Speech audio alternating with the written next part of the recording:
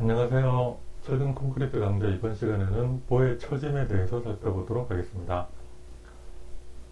우리나라 구조 기준은 한계상태 설계법을 기본으로 하고 있는데요. 한계상태 설계법에서는 구조체 전체 또는 부분에 대해서 발생할 수 있는 모든 한계상태를 명시하고 각각의 한계상태의 발생 가능성에 대해서 적절한 안전성을 확보하도록 되어 있습니다. 구조체에 발생할 여러가지 한계상태는 크게 두 가지로 분류를 해서 살펴볼 수가 있는데요. 지금 여기 나와 있는 것처럼 극한 한계 상태랑 사용성 한계 상태가 되겠습니다. 극한 한계 상태는 구조체 전체 또는 부분이 붕괴돼서 하중의 지지 능력을 잃은 상태를 얘기를 하고, 사용성 한계 상태는 구조체가 붕괴되지는 않았지만 구조 기능의 저하로 인해서 더 이상 사용이 어려운 상태를 얘기를 합니다. 구조체의 붕괴는 다양하게 여러분이 알다시피 전도나 미끄러짐, 파괴 그런 것들이 다 해당이 되겠죠. 그리고 사용성 한계 상태에서는 과다한 균열이 있다든지 과다한 처짐이 있다든지 또는 기계 진동 같은 과다한 진동 또는 풍진동에 의해서 생기는 그런 진동, 가속도 또는 피로 이런 여러 가지들이 다 사용성 한계 상태에 포함되게 됩니다. 이런 사용성 한계 상태의 중요성은 최근 구조 재료가 점차 발달함에 따라서, 즉 콘크리트의 품질도 좋아지고 철근의 품질도 좋아짐에 따라서 구조 구조가 점차 가늘어지고 얇아지죠. 그리고 점점 더 장스팬의 구조물을 사용하게 되고 초고층 구조물로 올라가게 되고, 그럼에 따라서 처짐이나 진동, 변형 이런 것들에 대한 중요성이 점차 증가하고 있습니다. 이번에 우리가 다루게 될 보의 처짐은 이 사용성 검토에 해당이 되는데요. 사용성 한계 상태에 해당이 되는 거죠. 처짐이 많이 발생했다고 해서 꼭 반드시 구조체가 붕괴되고 하중 지지 능력을 잃는 것은 아니기 때문에 그렇습니다. 이 사용성 검토를 할 때는 극한 한계 상태하고는 달리 하중 계수를 곱하지 않은 사용 하중에 대해서 검토를 합니다. 그렇기 때문에 이때 검토하는 방법도 예전에 그 강도 설계법 또는 극한 강도 설계법이라고 얘기되는 그런 설계법의 기준에서 검토를 하는 것이 아니라 허용 응력도 설계법의 이론에 기초를 해서 구조 부재를 검토를 하도록 되어 있습니다. 그리고 여기에 대해서는 구조 기준 5장 4절에 이렇게 다양하게 균열, 처짐, 피로, 내구성 등이 규정이 되어 있습니다. 보의 처짐을 중심으로 한번 살펴보죠. 보의 처짐은 크게 두 가지로 분류를 할 수가 있는데, 즉시 처짐과 장기 처짐으로 나뉩니다. 이 즉시 처짐은 우리 모두가 알고 있는 것처럼 탄성 처짐, 즉 하중이 작용을 하면 그 하중에 의해서 순간적으로 발생하는 처짐을 얘기를 합니다. 인장력이 작용하면 부재가 늘어날 테고 압축력이 작용하면 줄어들겠죠. 힘력이 작용하면 부재가 필 겁니다. 그런데 이 장기 처짐은 이런 하중과는 상관없이 시간 경과에 따른 처짐이 되겠습니다. 이거는 강재와 같은 금속 재질에서는 거의 살펴보기가 어려운 특성인데요. 콘크리트에서만 나타나는 특성이라고 볼 수 있습니다. 지금 여기 적혀 있는 것처럼 크리프나 건조수축 이런 게 해당이 되겠죠. 이런 거는 콘크리트라는 재료가 물, 시멘트, 잔골재, 굵은 골재 이런 것들이 복잡하게 섞여 있고 그 내부에 공극이라든지 제일 상태의 물질들이 다양하게 포함되어 있기 때문에 나타나는 현상입니다. 어쨌든 콘크리트라는 재료가 갖는 특성상 이 즉시 처짐과 함께 장기 처짐도 동시에 고려가 되어야 될 겁니다. 거기다가 플러스 콘크리트의 중요한 특성 중에 하나가 뭐가 있죠? 균열이 발생한다는 특성이 있죠.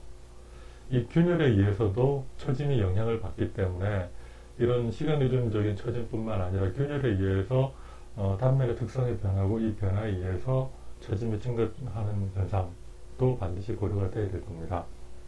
자, 이걸 차례대로 하나씩 살펴봅시다. 맨 처음에 즉시 처짐에 해당되는 내용인데요.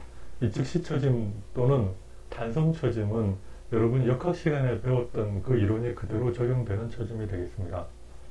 예를 들어서 이렇게 단순보를 한번 가정을 해보죠. 단순보에 이렇게 다양한 하중이, 분파중이 작용을 하고 있다. 그럼 이 보에 있는 처짐은 어떻게 유도를 할 수가 있죠? 예, 이 처짐의 아주 미소 구간 dx를 끊어서 변형 형상을 유도를 하고, 그 다음에 이 아주 미소 구간이기 때문에 거의 반원으로 볼 수 있고, 원으로 볼 수 있고, 이 원의 반지름을 곡률 반경이라고 하죠. 그렇죠? 그리고 이 곡률 반경은 이 처짐각을 한번 미분한 값하고 일치합니다. 그죠? 그 다음에 여러분이 역학 시간에 배웠던 이 내용들은 다 역학 시간에 배웠던 내용을 다시 한번 더 상기하는 그런 과정이라고 생각하면 됩니다. 부재의 처짐각을 한번 미분하면 뭐가 되죠? 뭐 부호가 마이너스가 붙겠지만 휨 모멘트를 EI로 나눈 값이 되겠죠. 그리고 이 값은 부재의 처짐 함수를, 처짐이라는 건 여기서 이렇게 처짐이 발생했을 때 요 값이 y죠. x가 제로에서부터 쭉 증가함에 따라서 처짐의 함수가 y 함수가 되겠습니다. 그 y를 두 번 미분한 값하고 일치하죠. 따라서 처짐을 구하는 것은 우리가 휨 모멘트를 알고 있다면, 부재의 휨 모멘트 함수를 알고 있다면 휨 모멘트 함수를 두 번 적분하면 처짐 함수를 구할 수 있습니다. 그렇죠? 이거는 역학 시간에 여러분들이 여러 번 연습을 했기 때문에 혹시 이 내용이 궁금한 게 있으면 작년 재료역학책을 한번 참고하기 바랍니다. 자, 이 구조물 에서 간단하게 탄성 처짐을 한번 계산해 봅시다. 이 구조물을 먼저 살펴보면 구조물의 가로수표는 6m 간격으로 되어 있죠. 사각형 기둥이죠, 그죠? 그 다음에 세로수표는 9m 간격으로 되어 있습니다. 그리고 이 슬라브에 작용하는 하중은 고정 하중이 6kN/sm, 발하중이 4kN/sm, 이렇게 분파하중으로 작용한다라고 가정을 하죠. 그러면 여기에서 이제 뭐 이 거더라든지 아니면은 기둥, 컬럼은 처짐이나 변형을 해석하기가 조금 어렵죠. 이건 구조 해석 자체를 뭐 3차 해석을 수행을 해야 되는 거고, 대신에 이 가운데 있는 빔은 비교적 쉽게 처짐을 계산할 수 있습니다. 이 거드하고 거드의 단순보 형태로 올라가 있다고 가정을 하고 요걸 해석할 수 있기 때문에 그렇죠. 이 보의 처짐을 계산하려면 어떻게 하면 될까요, 그러면?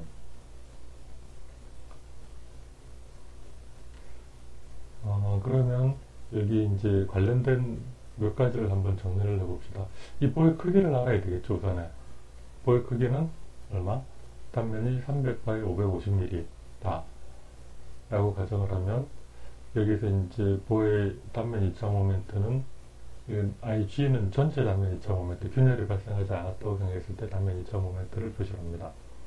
전단면 이차 모멘트는 12분의 BH 3승, 12분의 300 곱하기 550의 3승, 그래서 4159 곱하기 10의 6승, 이렇게 계산이 됩니다. 물론 아직은 이제 균열에 대한 고려를 배우지 않았고, 그 다음에 작년 역학 시간에는 균열이 발생하기 전에 전체 단면이 유효할 때를 고려해서 이제 식을 다루는 법을 배웠기 때문에 우선은 이것만 쓰면 되겠죠, 그죠? 그리고 이 볼을 만드는 데 사용한 재료가 콘크리트 압축 강도가 24MPa이고 철의 항복 강도가 400MPa이라고 하면, 이걸 통해서 뭐 철의 단성 계수는 이미 우리가 알고 있죠. 20만 MPa. 그 다음에 콘크리트의 단성 계수는 어떻게 찾을 수 있죠? 콘크리트의 단성 계수는 이게 보통 콘크리트라고 하면, 보통 콘크리트라는 건 단위 질량이 2300kg 세제곱미터인 그런 콘크리트를 얘기를 하죠. 그럴 때는 8500 곱하기 3승분루트/FC의 이 공식을 쓸 수 있죠. 이 공식을 대입하면 단성계수가, 콘크리트의 단성계수가 25811MPa로 계산이 됩니다. 두 가지의 단면 특성을 알았죠. 그리고 이 보가 받는, 이 보를 지금 이렇게 단순보 형태로 모델링을 하려고요. 그렇죠?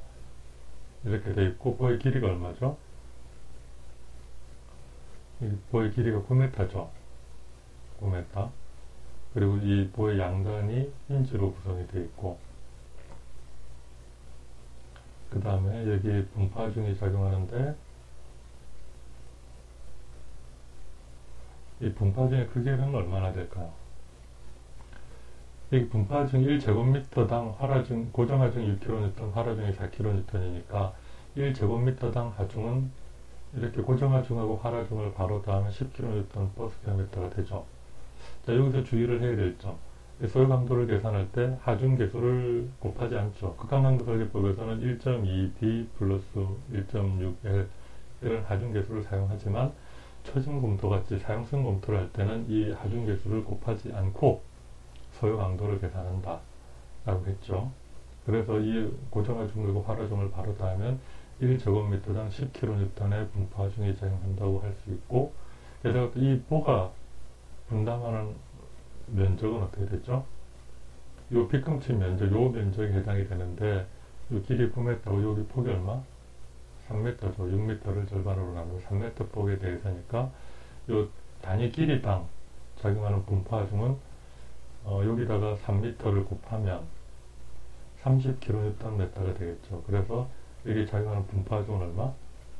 30kNm. 이런 30kNm의 분포하중이 작용하는 길이 9m의 단순보로 요 보 B1을 가정할 수가 있습니다. 이 보 B1의 처진 값은 얼마가 될까요? 한번 계산해 보세요. 어떤 식으로 계산을 해야 되죠? 여러분이 그 등분파중이 작용하는 단순보의 처진 공식은 외웠었죠? 얼마죠? 일단은 384 2i분의 5 오메가 L의 4승. 그쵸? 그럼 요식에 대입하면 384 곱하기 2가 얼마? 25,811 곱하기 i가 얼마? 4159 곱하기 10의 6승. 요걸 대입을 하고, 그 다음에 5 곱하기 오메가가 얼마죠? 30kNm죠.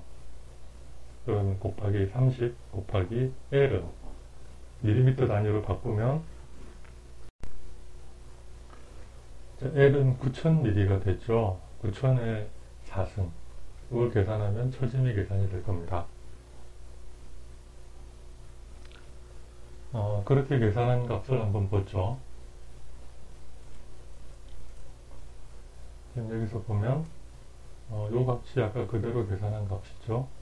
그걸 계산해보면 처짐이 단성 처짐이 23.9mm라는 게 계산이 됩니다. 그죠? 자, 이게 즉시 처짐 또는 단성 처짐이라고 얘기하는 겁니다. 만약에 이 중간에 집중하중이 작용하는 경우 이런 단순보의 처짐을 계산한다면 어떻게 될까요? 똑같이 부재 길이가 9m고 여기 집중하중이 작용하는데 이 집중하중의 크기는 270kN이다. 그리고 나머지 재료적인 특성은 다 동일하다라고 하면 48 곱하기 48 이하이분의 PL 삼승 요식을 그대로 대입하면 처짐은 38.2mm가 되죠. 이런 식으로 우리가 배운 이런 공식을 식을 유도하는 것도 여러분들이 쉽게 할 수 있죠. 이런 공식을 이용해서 단성 처짐은 쉽게 계산이 됩니다. 그 다음에 우리가 골조 해석에서 가장 많이 쓰이는 게 이 양단의 휠 모멘트가 작용하는 경우, 양단의 휠 모멘트가 작용하는 경우 처짐은 어떻게 되죠?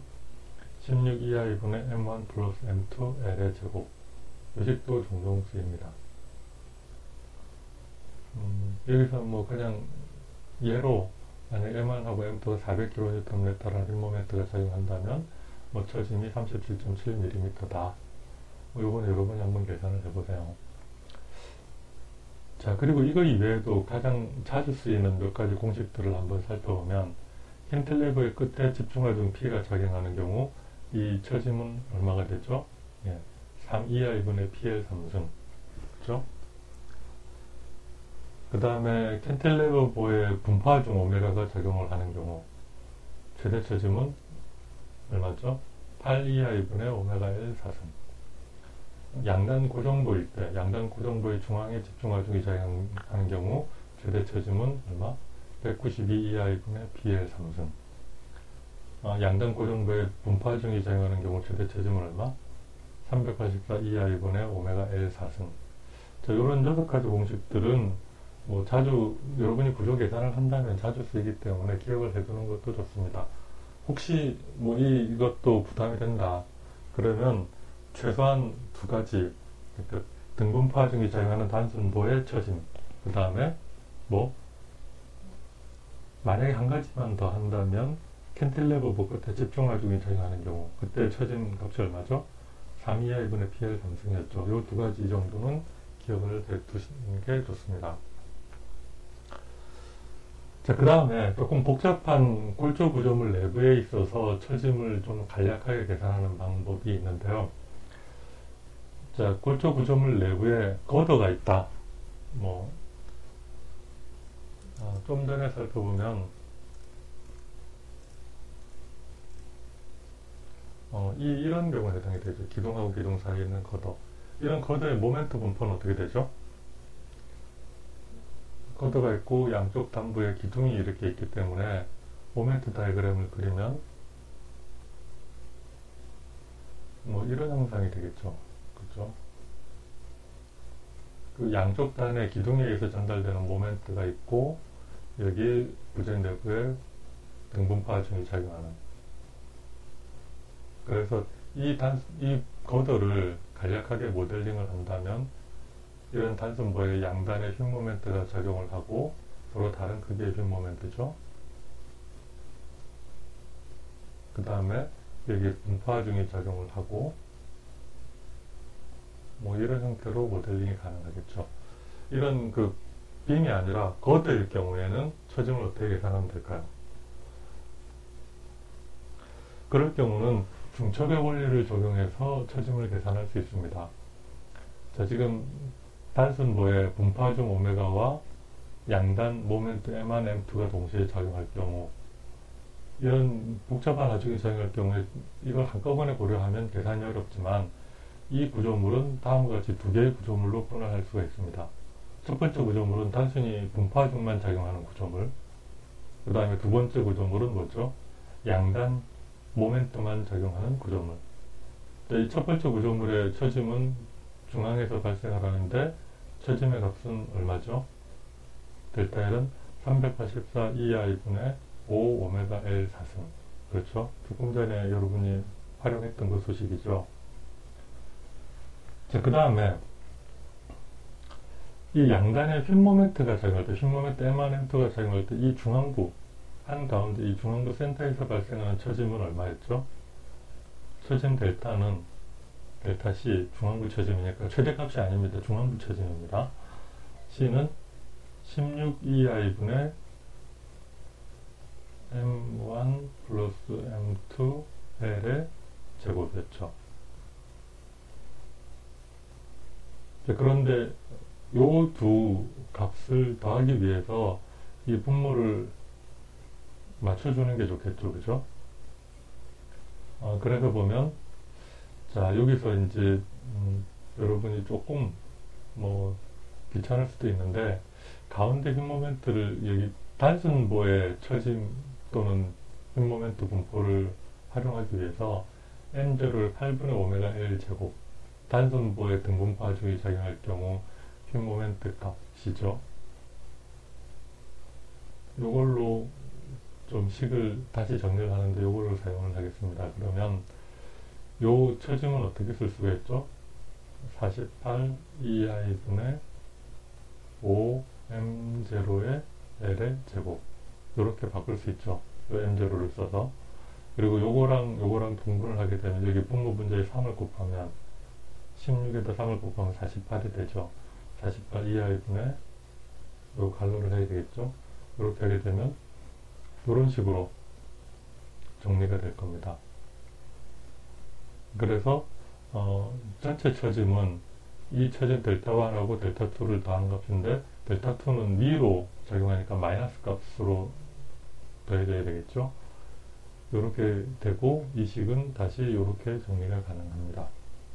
M은 중심부 모멘트 값으로 M0 마이너스 2분의 M1 플러스 M2. 자, 중심부 모멘트 값, 요게 mm이 되겠죠. 그죠? 자, 이렇게 뭐 식을 좀 정리하는 게 좀 번거롭게 복잡하게 되어 있긴 하지만, 어쨌든 비교적 이제 3차원 해석을 수행하지 않고도 간략하게 처짐을 구하는 방법으로 이 식을 쓸 수 있다 라고 생각하면 되겠습니다. 자, 다음으로 보의 균열이 발생하면 그 균열에 의해서 처짐은 어떤 영향을 받을까 그걸 한번 생각해 봅시다. 지금 이렇게 보에 힘 모멘트가 작용을 하고 그 힘 모멘트에서 균열이 발생했다면 균열이 없을 경우는 당연히 전체 단면이 힘에 대해서 저항을 하겠지만 균열이 발생을 하고 나면 균열이 없는 부분, 이 부분만 힘에 대해서 저항을 하겠죠. 그죠? 당연히 힘에 대한 저항성이 떨어질 겁니다. 그럼 어떤 값이 떨어지게 될까요? 힘에 대한 저항성, 즉 힘 강성은 보통 1분의 2i로 표시가 되는데 이 중에서 L이나 E 값은 일정한 값이죠. 부재 길이도 그대로고 이 부재를 구성하는 콘크리트의 단선 개수도 그대로 되니까 결국 균열에 의해서 영향을 받는 건 단면 2차 모멘트가 되겠습니다.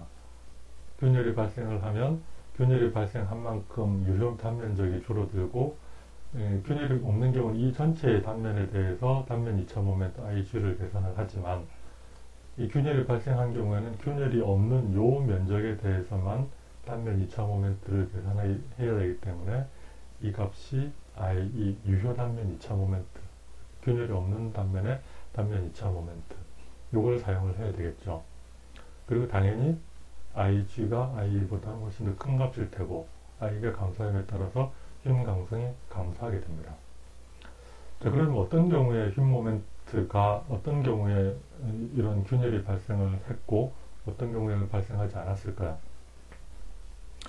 우리는 지금 힘 모멘트에 대한 그 저항성을 살펴보고 있기 때문에 균열이 발생하는 힘 모멘트가 MCR이라고 한다면 MCR보다 큰 힘 모멘트가 작용을 하면 그때는 균열이 발생을 할 테고 MCR보다 작은 힘 모멘트가 작용하면 균열이 발생하지 않을 겁니다. 예를 들어서 지금 이게 거도의 모멘트 다이그램이라고 한번 생각해 봅시다. 이게 하나의 거도고 거도의 담보 힘 모멘트 M1, 중앙부 MM, 우측 담보 M2 힘 모멘트가 작용을 하는데 MCR의 값이 요 정도다.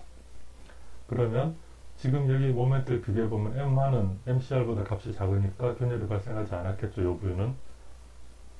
요 부위는 MCR보다 MM이 크니까 균열이 발생을 했겠죠. 그리고 정모멘트니까 하부에 균열이 발생을 했을 겁니다.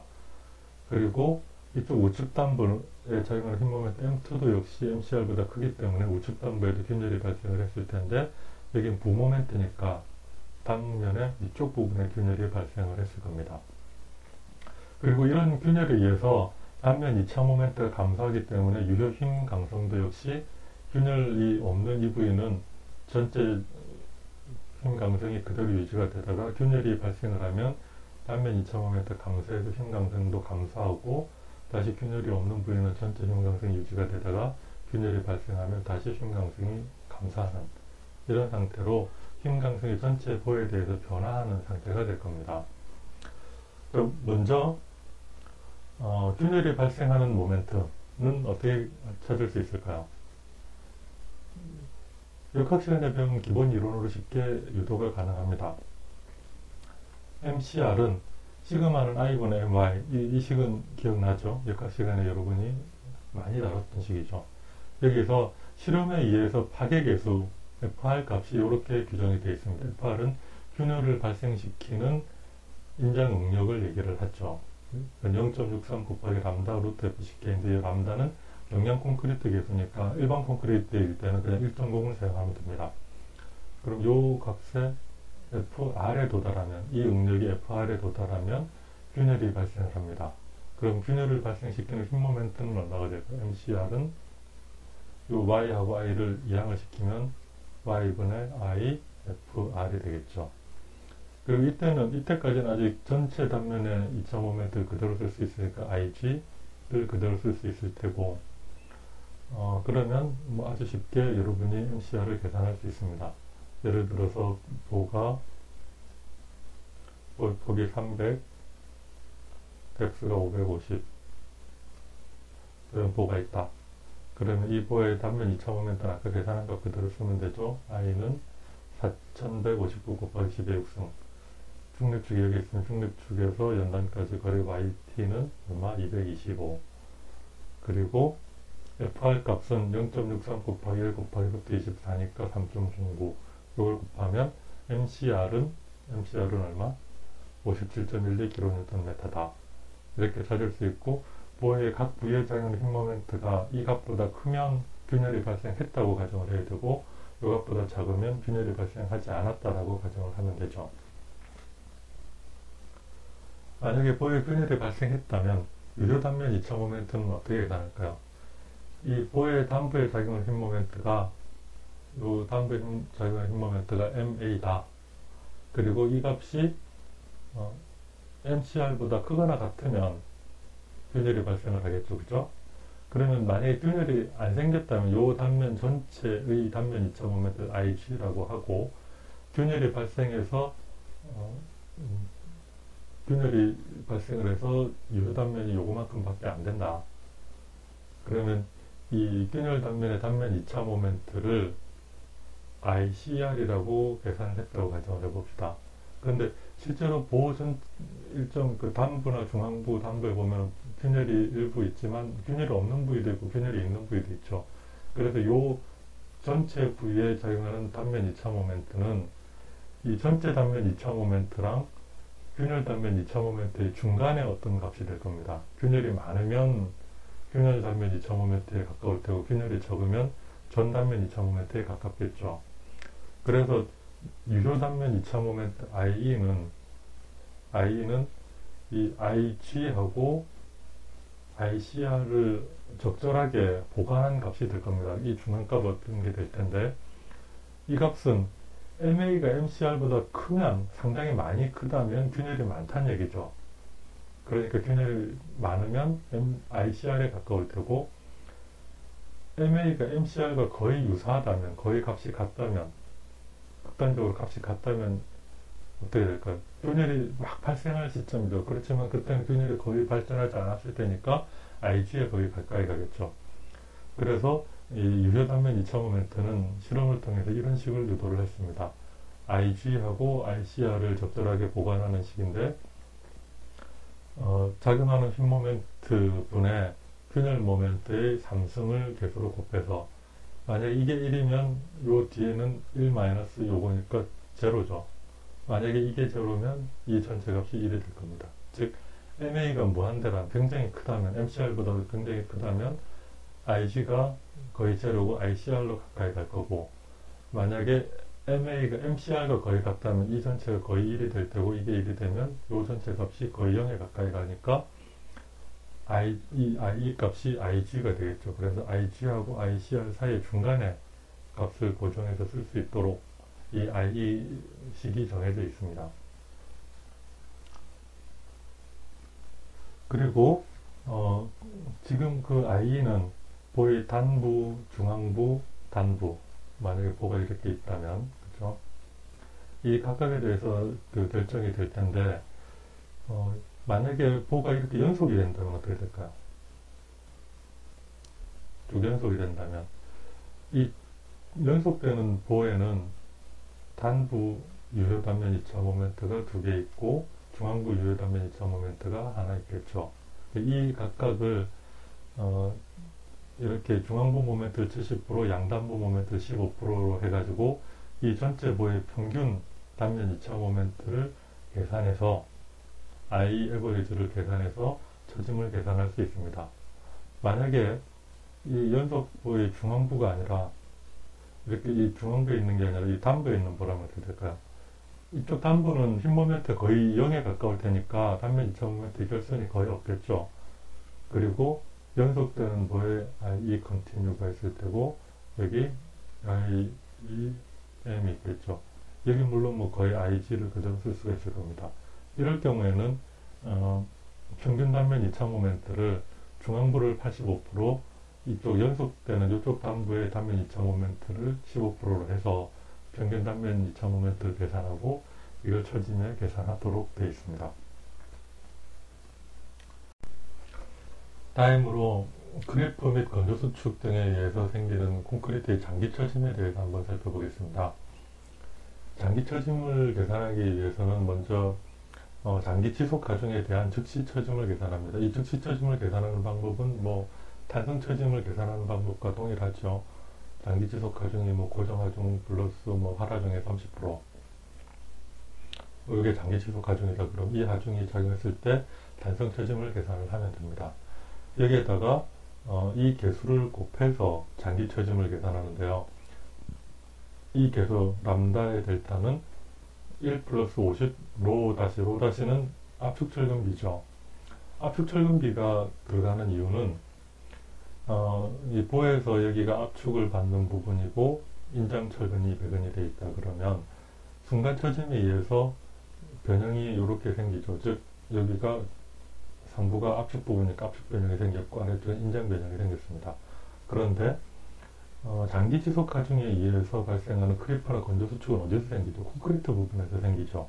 그러니까 콘크리트의 변형률이 장기 지속 하중에 의한 변형이 이렇게 증가를 합니다.